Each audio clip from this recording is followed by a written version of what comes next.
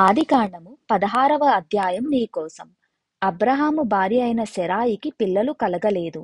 ఆమెకు హాగరు అనే ఐగుప్తరాలు అయిన ఒక దాసి ఉండేది.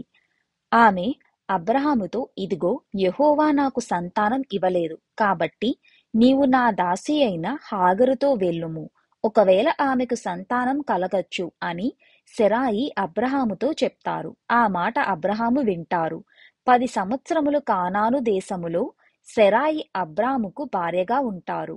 ఇప్పుడు ఆమె తన దాసి అయిన ఐగుప్త మనిషి అయిన హాగరును తన భర్తకి భార్యగా చేస్తారు. అలా హాగరు గర్భవతి అయి తన యజమానురాలు అయిన శెరాయిని నీచముగా చూడడం మొదలు పెడతారు.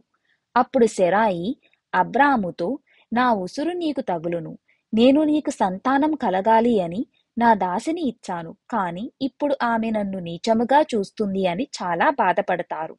అప్పుడు అబ్రాము, నీకు తోచినది ఆమె యందు చేయమని శెరాయికి చెప్తారు. అప్పుడు శెరాయి ఆమెను అనగా హాగరును బాధ పెడుతుంది. ఆ బాధ భరించలేక హాగరు తన నుంచి పారిపోతుంది.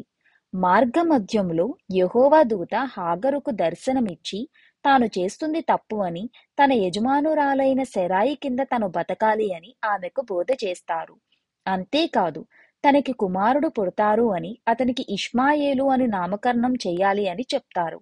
అప్పుడు హాగరు తిరిగి శెరాయి దగ్గరకు వెళ్ళి అక్కడ అబ్రహామునకు ఒక కుమారుని కని అతనికి ఇష్మాయేలు అని పేరు పెడతారు. అబ్రహామునకు ఇష్మాయేలు పుట్టినప్పుడు అతని వయసు 80 ఏళ్ళు. 80 ఏళ్ళ వయసులో అబ్రహామునకు తొలి సంతానం కలుగుతుంది. అది కూడా తన దాసి అయిన హాగరు వలన. ఇక్కడ మనం గమనించాల్సిన విషయం ఏంటంటే, శెరాయికి ఇంకా పిల్లలు లేరు.